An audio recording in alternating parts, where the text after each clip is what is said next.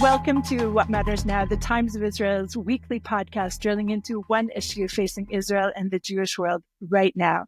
I'm your host, Deputy Editor Amanda Borschel-Dan, here with my friend and film critic, Jordan Hoffman, whom I haven't seen in 8 years, since the time he took me to the New York Jewish spot, Katz's Deli. Jordan, I've missed you so much. So good to see you. Yes, I guess it has been 8 years since we saw one another. We went to Katz's Deli, and obviously the food is marvelous, but I remember you just like brimming with like, this is so New York. This is so New York.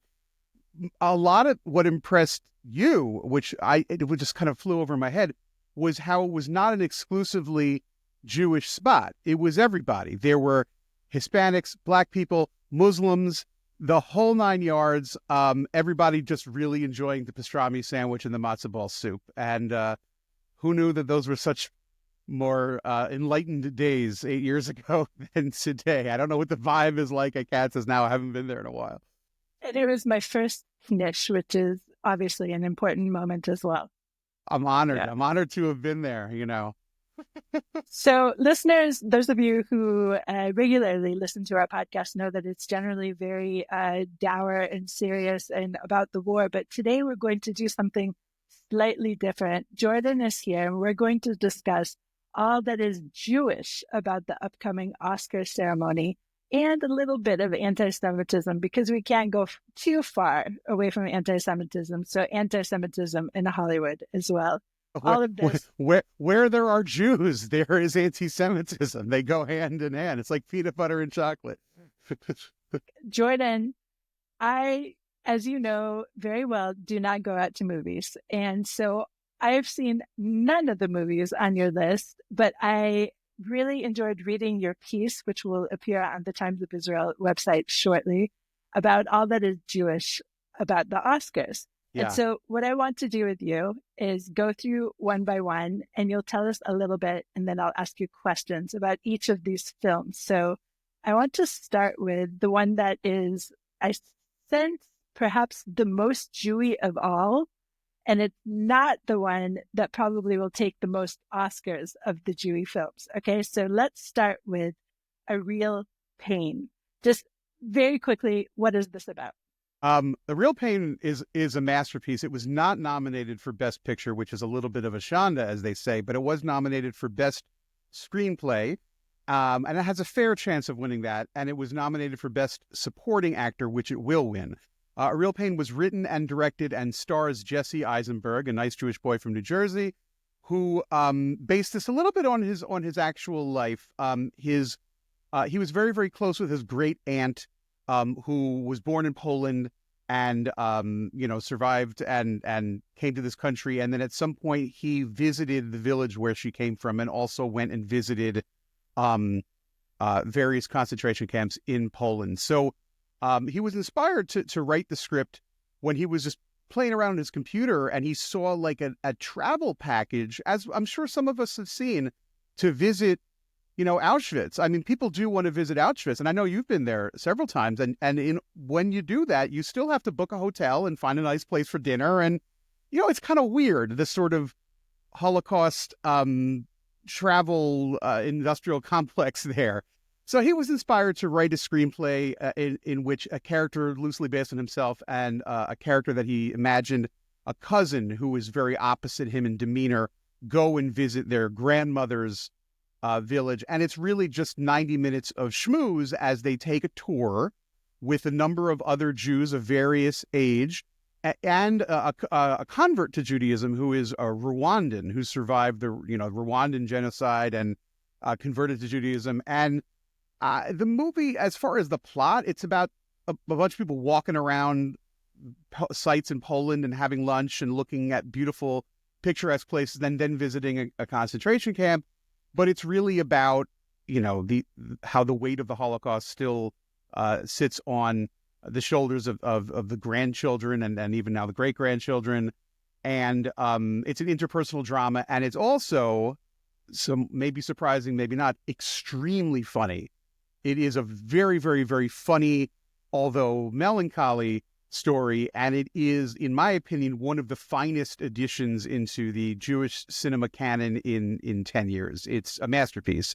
The cousin character is played by Kieran Culkin, very talented guy, and he's a very interesting character because he's someone who's very outgoing. He's the life of the party, but he's actually someone who's having deep emotional problems, some of which are based on, the historical, some of which have nothing to do with his Judaism or the Holocaust or the death of his grandmother, and other things do stem from that. And the primary character is the character we see it through is Jesse Eisenberg, who plays someone who, equally has psychological issues, but is keeping it together a little bit better. And the two cousins reconnect on this trip. And I can't say enough good things about it. It is streaming in North America. One can watch it on Hulu if you subscribe to Hulu, which is a good, I like Hulu. They're very good.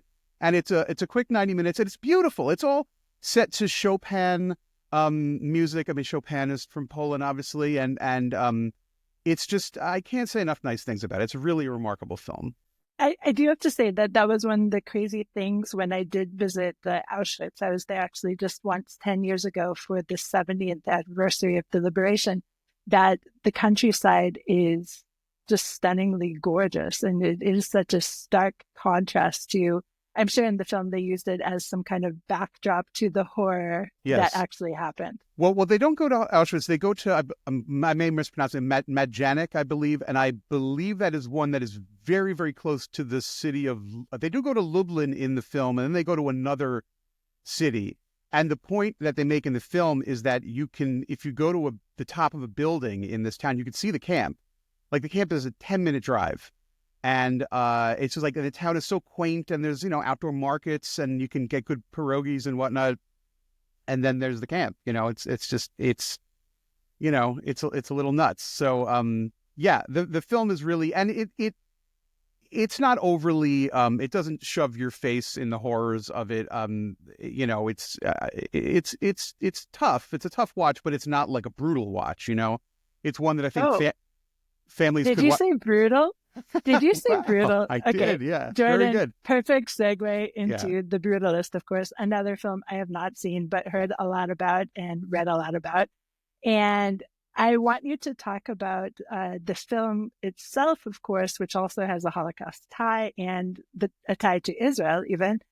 But then I'm going to ask you a follow-up question that is not in your piece. So okay. Good. I'm looking forward to that. Well, it's funny. The Brutalist and A Real Pain are a yin and yang this year because both of these movies are about the consequences of the Holocaust. The Brutalist is set right after the war. The opening shot is an immigrant played by Adrian Brody emerging from the bowels of a ship in New York Harbor, and he comes to America and he sees the Statue of Liberty. Of course, from his angle, because he's turning his head, the Statue of Liberty is upside down, man, and it's a great image, and that's the image on the poster. But the yin and yang of it is A Real Pain is a light, Chopin sonata, 90 minutes precisely. The Brutalist is like a 3.5-hour slab of concrete. It's a massive rhinoceros of a film. And by and large, it earns it. It's very, very good. I don't think it's a masterpiece, but it's a pretty good effort. It's a very, very, very good movie. It's about big, weighty themes. Not everything gets tied up at the end. It's one of those movies where the person who wrote and directed it, co-wrote it, I should say, was like, we're going to make a movie about everything. We're going to stuff everything into this thing, and it's going to be huge. And by and large, it succeeds. The basic premise is Adrian Brody survived the camps. He and his wife get separated, and she kind of ends up behind the Iron Curtain in Hungary. He's originally from Hungary. And he comes to America, and he's a genius architect. In the Brutalist style. He's trained at the Bauhaus and everything.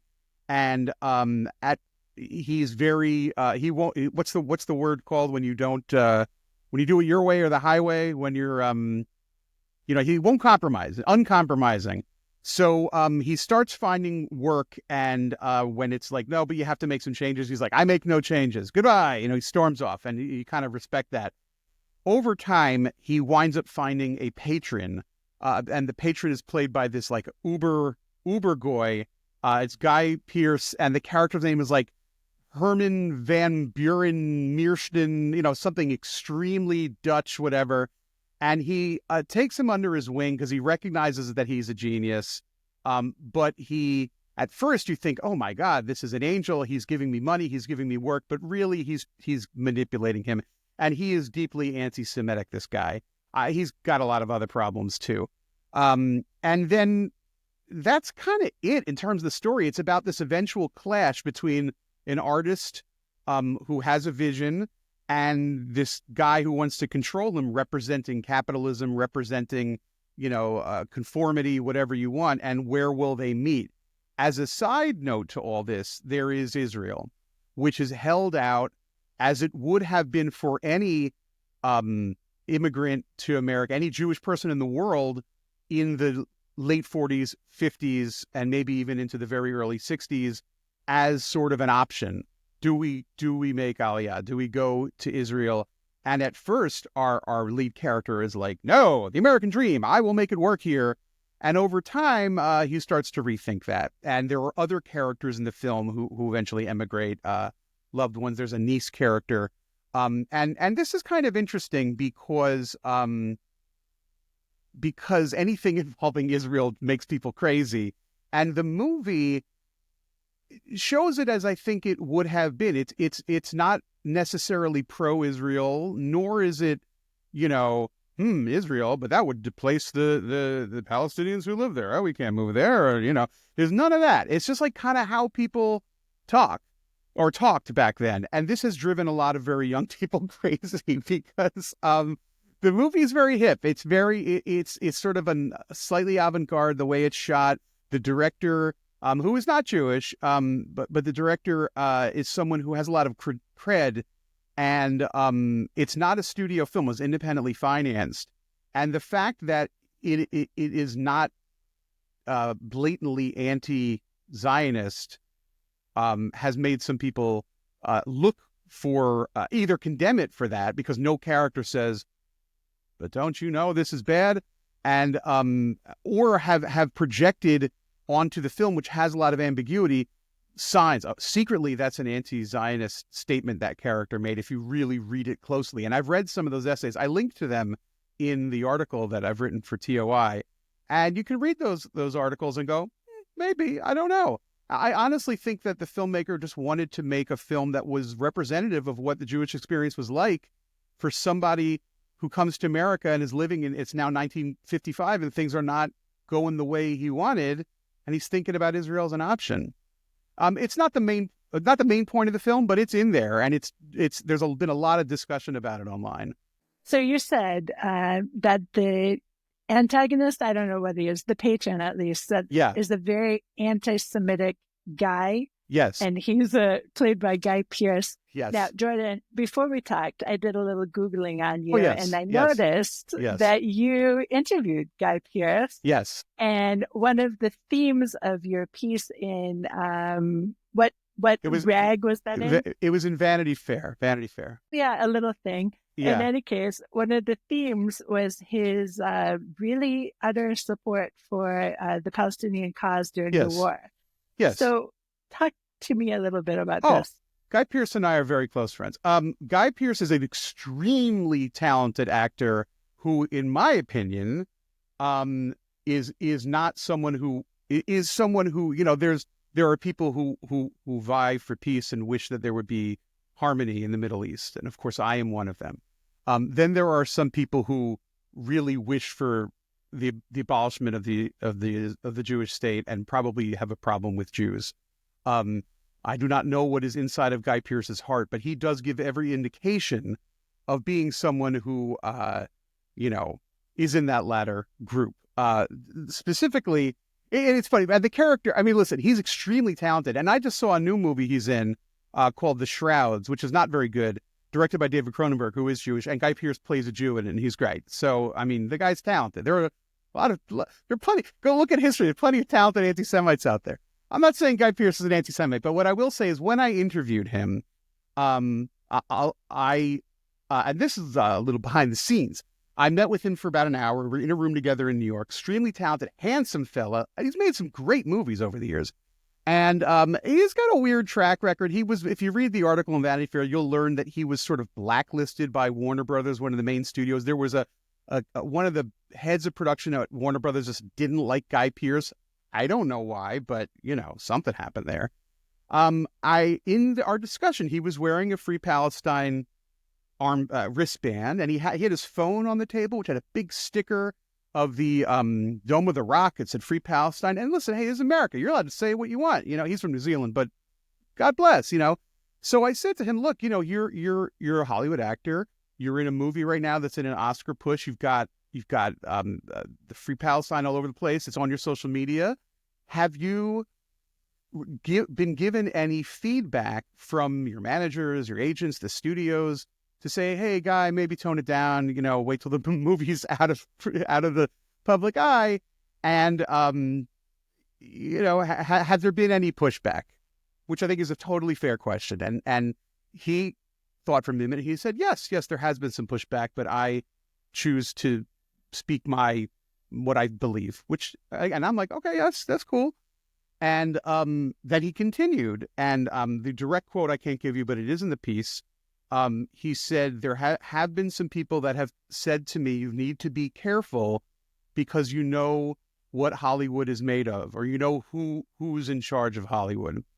And I took him at that, and I will let you know that everyone I showed that quote to, Jews and Gentiles alike, said, holy shit, Guy Pearce just said the Jews run Hollywood, didn't he? And I said, I'm just quoting what he said. So my editor at Vanity Fair, and we took it to pretty much the top, everybody there, and said, we should offer Guy Pearce an opportunity to clarify this a little bit, see if he has anything to say. We contacted his people, and they thought about it, and they said, no, we're just gonna, we have nothing to say. We're not gonna, we can't retract it. He said what he said, and we have nothing more to say. All right. And then the piece is about to go, and I said, oh man, I don't know. I mean, I feel like this is going to blow up a little bit. It doesn't really make Guy Pearce look that great. So let's give him a second chance. And I was like, and then I'm saying, why am I fighting for Guy Pearce here? Why does he have a hold of me? He is very handsome, and I sat in a room with him for an hour. So we contacted Guy Pearce's people again. We spoke to the manager, and they were in London, and Guy Pearce lives in the Netherlands. There was a lot of phone calls and whatnot, and then Guy Pearce said, no, we have nothing more to add, and that's that. So the quote went as is, and what's funny is, not that many people noticed the quote, because elsewhere in that interview, he made this revelation about how he had been blacklisted at Warner Brothers. And it was heavily implied that the director, Christopher Nolan, wanted to hire him for a part in the Batman movie, the part that ultimately Liam Neeson played. And people saw that, and that became a really big story somehow. International news. Guy Pearce was going to be the Liam Neeson character until some schmuck at Warner Brothers said, no, Guy Pearce. And that became a really big story. And I was like, oh, that's interesting that my little interview is now being read around the world, and I'm happy. But you kind of picked up on the wrong quote there. That's not the guy lost the job because he's not in the Batman movie. Big deal. Anyway, listen, we did offer him an opportunity to clarify. Maybe I can't know what was going on in his head. Maybe he said, oh, crap, I shouldn't have said that. But if I walk it back, it makes it look worse. I'm just going to bite it and let it live and hope nothing happens. He is, if you look at other interviews with Guy Pearce, he is someone who does shoot from the hip a lot. He says a lot of, he doesn't work in Hollywood that much. He does a lot of independent film. Abundantly talented guy. But what he said was, and I'm paraphrasing, you can look at it, is he basically said, be careful about your support of Palestine because you know who runs Hollywood. That's not the exact quote. You know what Hollywood is made of. That was the phrase. That was the exact quote. Which is a little, I wouldn't say that, or I wouldn't say that to a reporter. I certainly wouldn't say that if I wasn't Jewish to a reporter without like a joke. I mean, I feel like you and I could somebody say, oh, yeah, the Jews run Hollywood. The Jews created Hollywood. That's true. Let's put that on. Hollywood was created by Jews who couldn't get work elsewhere. It was a déclassé industry. It was like, we're schmata salesmen, or we can try this new thing. Moving pictures. Okay.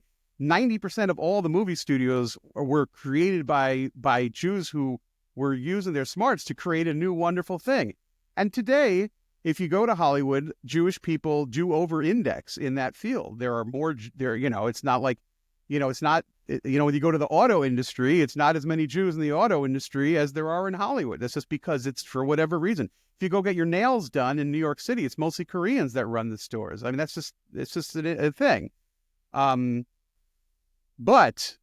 it's one thing to celebrate the history of Jews creating Hollywood, and another thing to say, who runs the show if you do this. Furthermore, there is I do not believe that there's any sort of blacklisting going on now if you support Palestine. I feel like you're in more trouble if you come out in support of Israel right now, because which we're going to talk about in terms of another movie. Yes. After the break. And again, as I said, people working for the ICC are humans. When you're faced with such tragedies, unless you're heartless, you respond to that in a humane way. I've had my non-Jew colleagues at work telling me that they haven't slept at night because they had Kfir and Ariel Bibas coming up in their dreams, and that goes with me because it really kind of shows that when you do this humanitarian work, you can't avoid being impacted on the humane and personal level. So while we understand the public sentiment and we feel it, and we're oftentimes even a part of it on the personal level, we have to make sure that we stick to the unique principles and methods that ICC follows all around the world.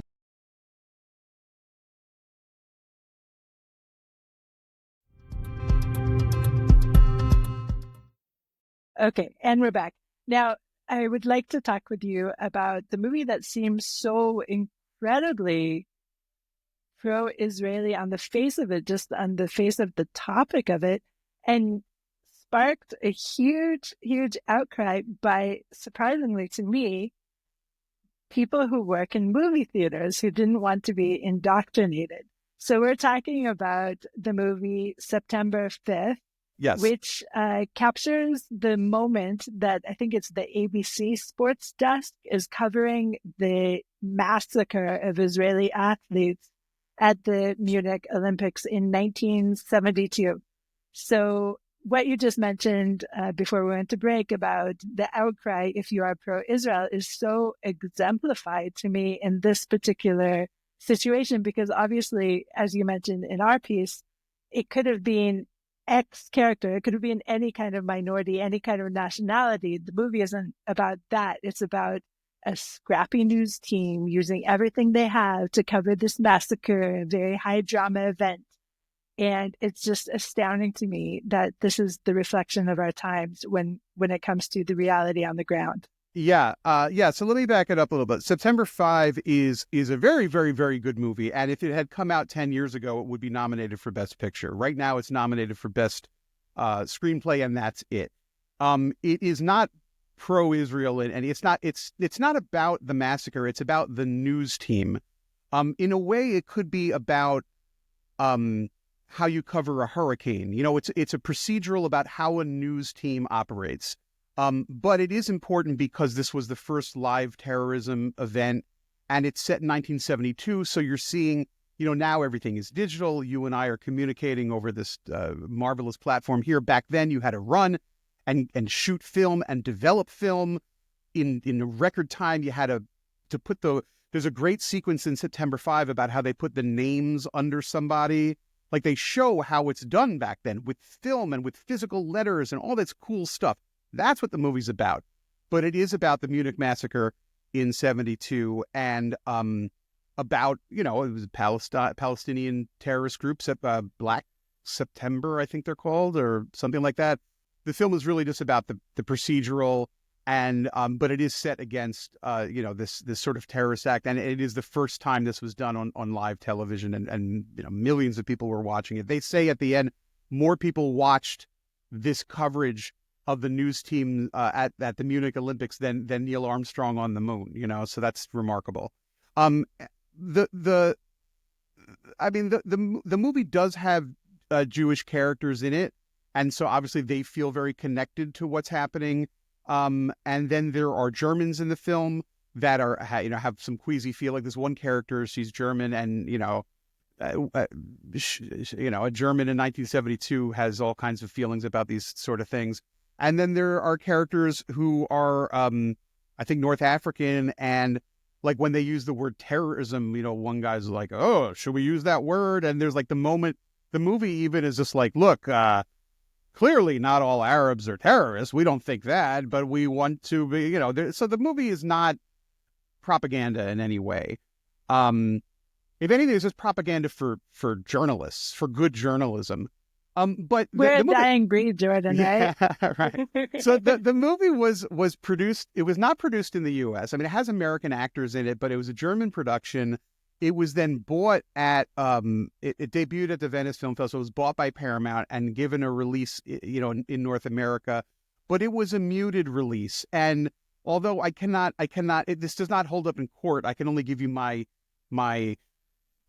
beliefs. The timing on this was just like nobody wanted to come out and say, "Oh, you have to see this movie that is even remotely pro-Israel." It just wouldn't land right now. It was just too difficult. And it wasn't, even critics, and I do link to a few in the piece.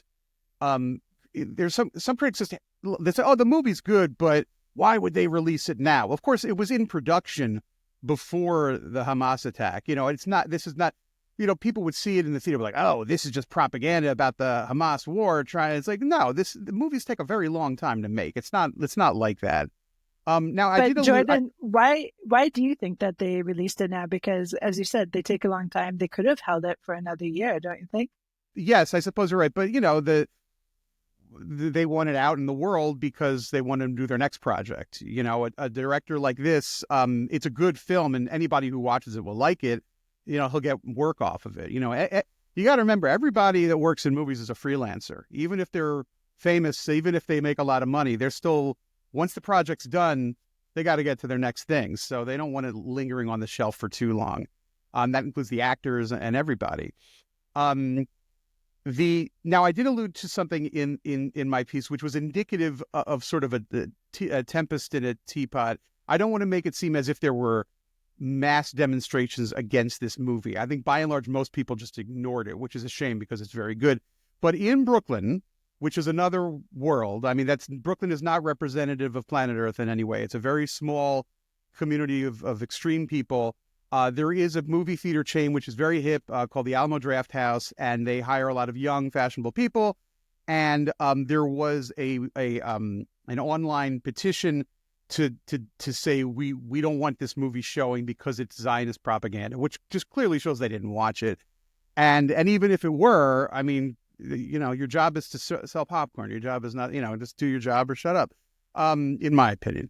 But the thing is, 1,000 people signed this protest. Now, to sign something, half of them weren't even like names; it was initials. I mean, it's just like people sitting on their couch can do. You could sign 25 petitions in a half hour if you do it right.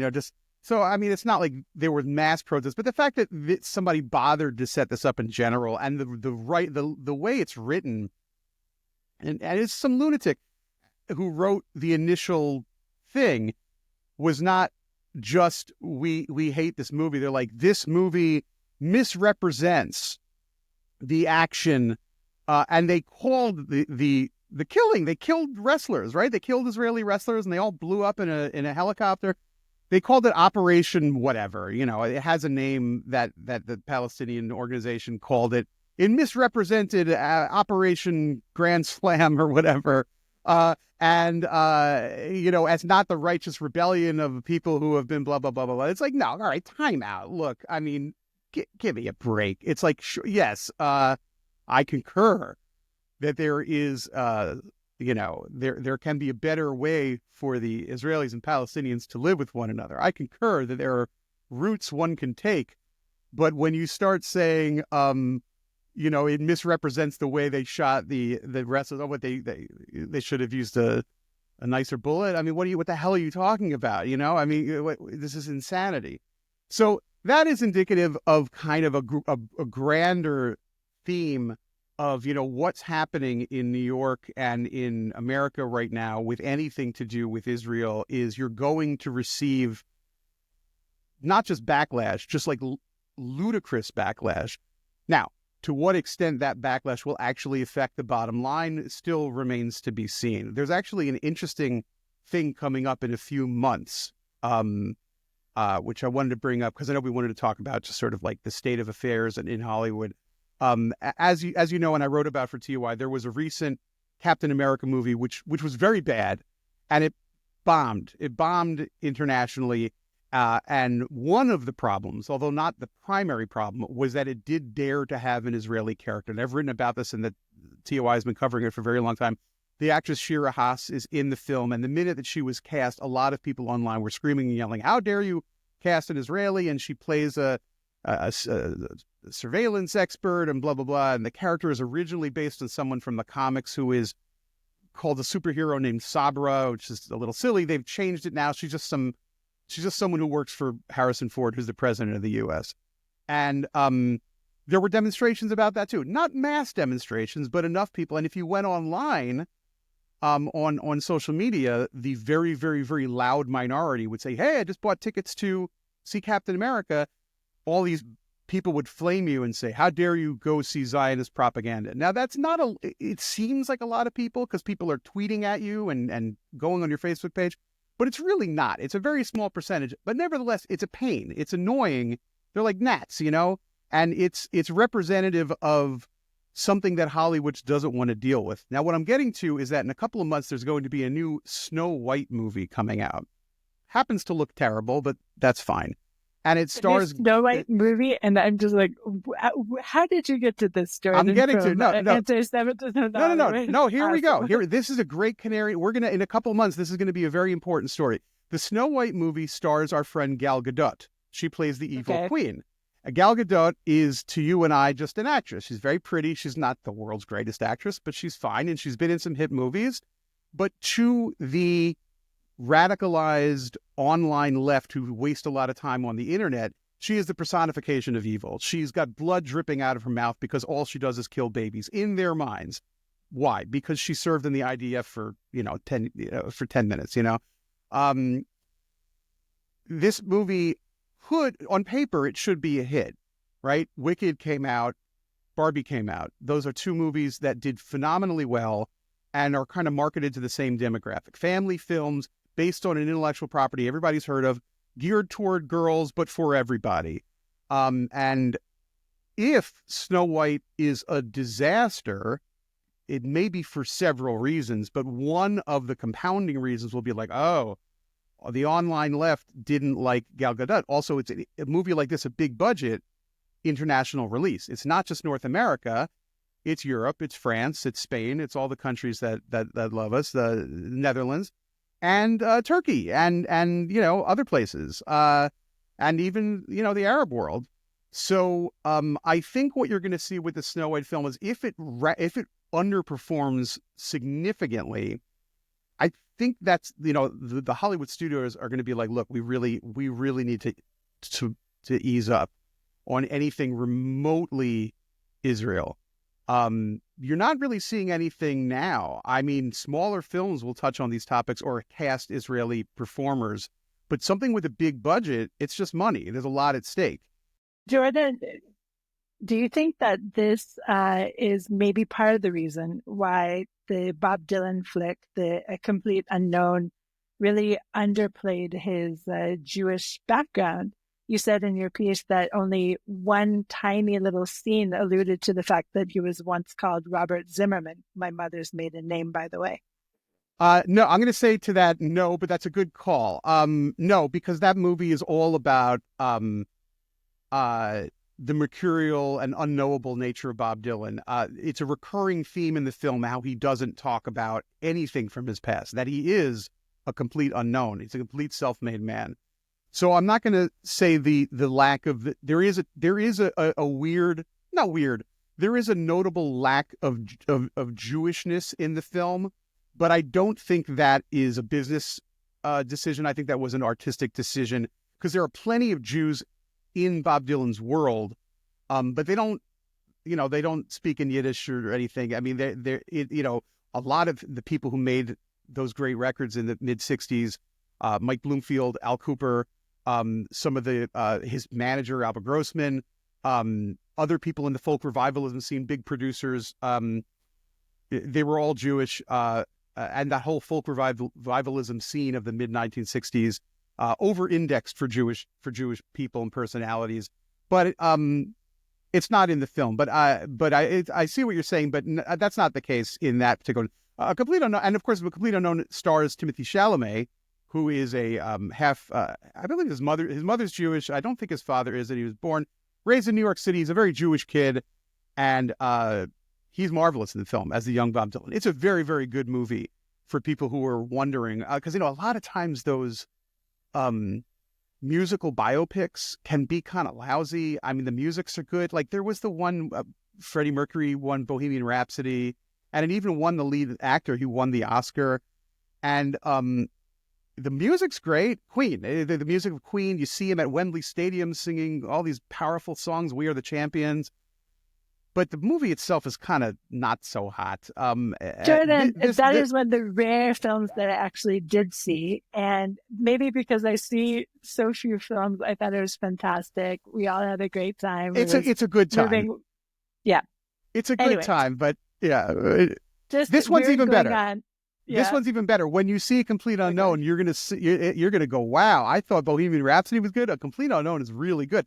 It's a great film, and the woman who plays Joan Baez, who may win the Best Supporting Actress award, and she deserves it. She's, I love her. So, and maybe I will see it because I have to tell you, just last weekend I saw 7 Years in Tibet. So there's always a chance that one day I'll catch the film.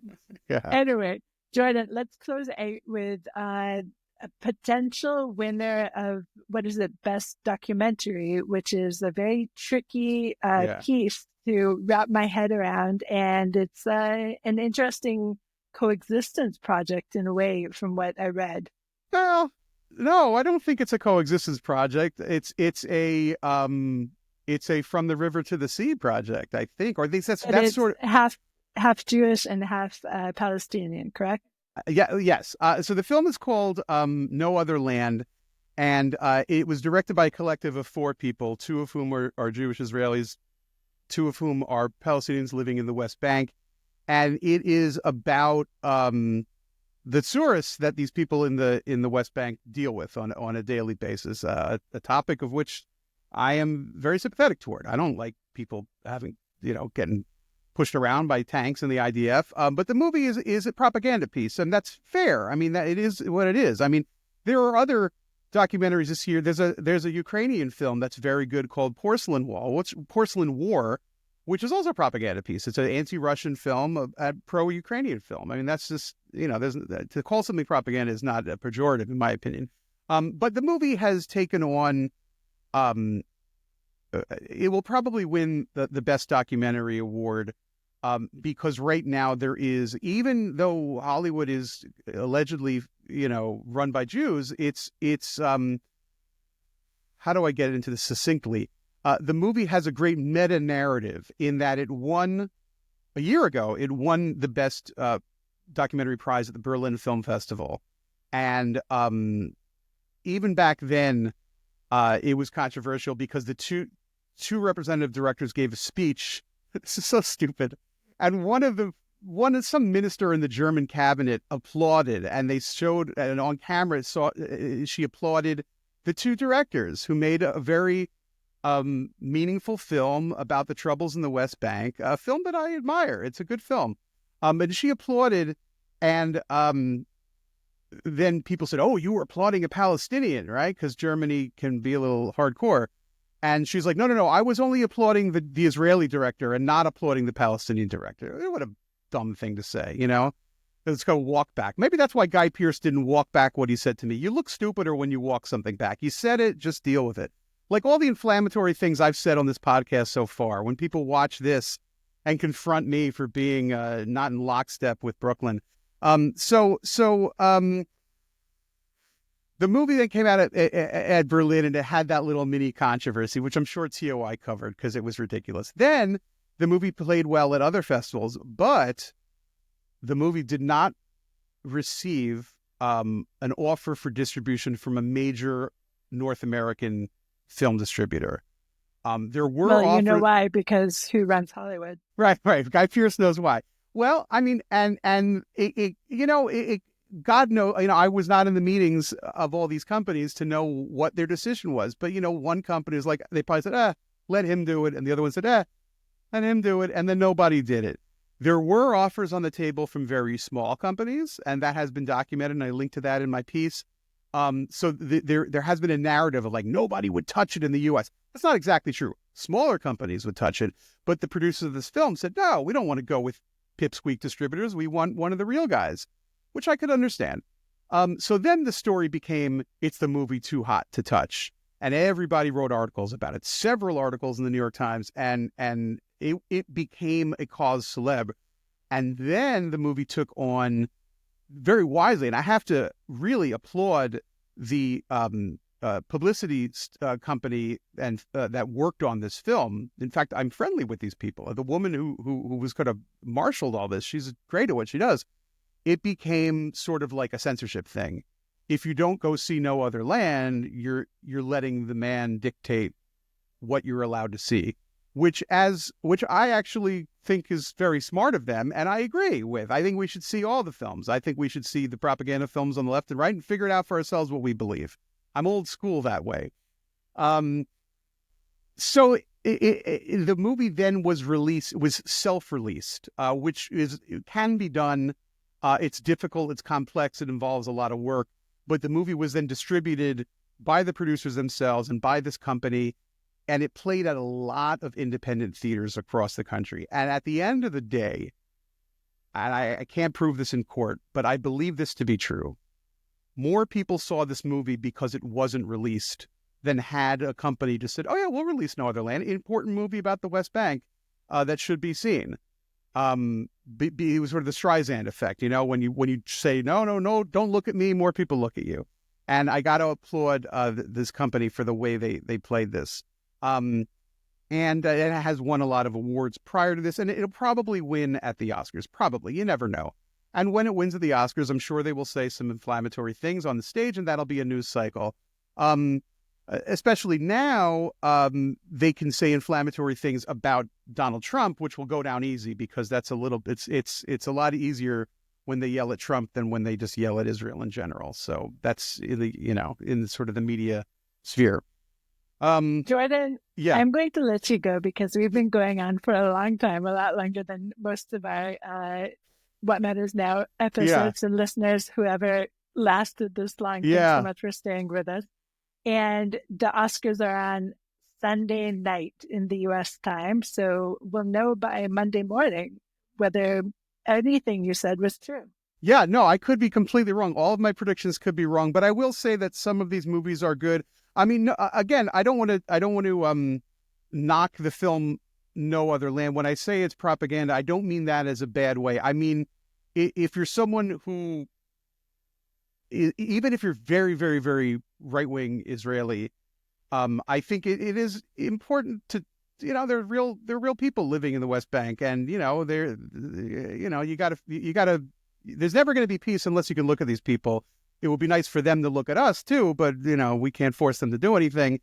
But it's a good film, and it'll probably win. And before anyone condemns it from either side, you should at least watch it.